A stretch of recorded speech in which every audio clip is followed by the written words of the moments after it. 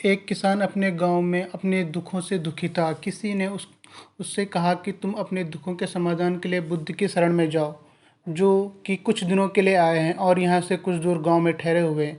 निश्चित ही वह तुम्हारे सभी दुखों का समाधान कर देंगे।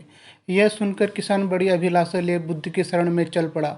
यह विचार लिए कि बुद्ध उसे उसकी परेशानियों से, मानसिक पीड़ा से, तनावों से, दुखों से निकाल देंगे। वह बुद्ध के पास पहुंचा। उसने बुद्ध से कहा कि हे बुद्ध, मैं किसान हूँ, मेरी खेती करना अच्छा लगता है, लेकिन कभी भी वर्षा पर्याप्त नहीं होती और मेरी फसल बर्बाद हो जाती है। पिछले साल मेरे पास खाने को कुछ नहीं था और इस साल भी बहुत अधिक वर्षा के कारण फसल को बहुत नुकसान पहुँचा है।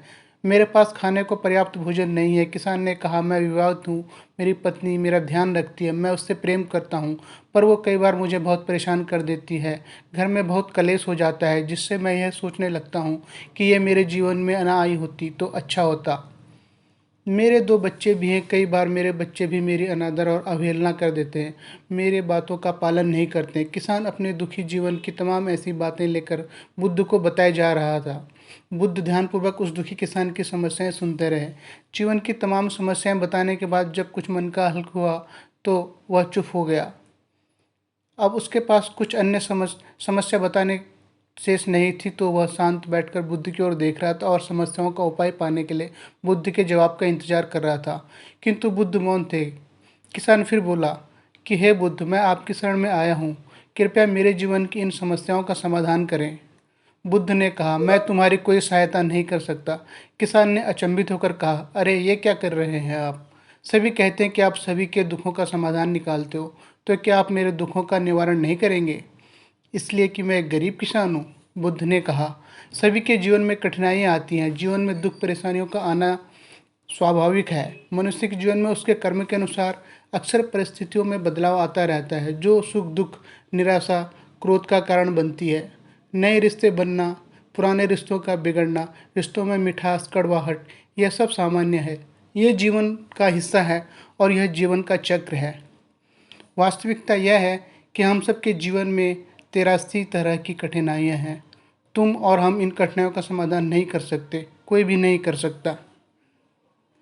जीवन और जीवन में बने रिश्ते कोई स्थिर नहीं है। एक दिन रिश्तेदार भी छोड़ जाएंगे और जीवन भी खत्म हो जाएगा, लेकिन ये समस्याएं जस की तस बनी रहेंगी। आज तुम्हारी ज़िंदगी में तो कल किसी और की ज़िंदगी में। इस पर किसान संयम खोकर क्रोधित हो जाता है और उच्च स्वर में बुद्ध से बोलता है कि सब बोलते हैं कि आप महात्मा हो, सिद्ध पुरुष हो, आत्मज्ञानी हो। मैं यहाँ इस विश्वास से आया था कि आप मेरी सहायता करोगे। अगर आप मेरी समस्याओं का समाधान ही नहीं कर सकते, तो मेरा आना यहाँ व्यर्थ हुआ। सभी लोग झूठ बोलते हैं कि आप समस्याओं का समाधान करते हैं। आपको मेरी एक भी समस्या का समाधान ना किया। आपसे भले तो वो महात्मा हैं जो मेरे घर 2 वर्ष पहले आए थे। उन्होंने मेरे से यज्ञ कराया, दान दक्षिणा करवाई और मेरे मन को अपार शांति मिली। कुछ सुख भी आया, कुछ दुख भी कम हुए। लेकिन आपने तो मेरी किसी भी समस्या का समाधान न निकाला। आपने तो सीधा मुझे मना कर दिया। बुद्ध ने कहा, क्या तुम्हारे वो सब करने से जीवन के सभी दुख समाप्त हो चुके हैं? इतना करने के बाद भी तुम अब इतने परेशान क्यों हो? अब तो पहले से भी अधिक दुखों से घिर गए हो। तात्पर्य यह है कि जीवन में दुख कभी समाप्त नहीं होते हैं। किसान ने कहा, तो मैं क्या यह मान लूं कि आप मेरी कोई मदद नहीं कर सकते? यदि आप इतनी छोटी छोटी बातों का समाधान नहीं कर सकते, तो आपकी शिक्षाएं किस काम की? बुद्ध ने कहा, मैं तुम्हारी 83 समस्याओं का समाधान तो नहीं कर सकता, हाँ, पर मैं तुम्हारी 84वीं समस्या का समाधान जरूर कर सकता हूँ। किसान ने अचंभित होकर कहा कि 84वीं समस्या? वह कौन सी समस्या है बुद्ध?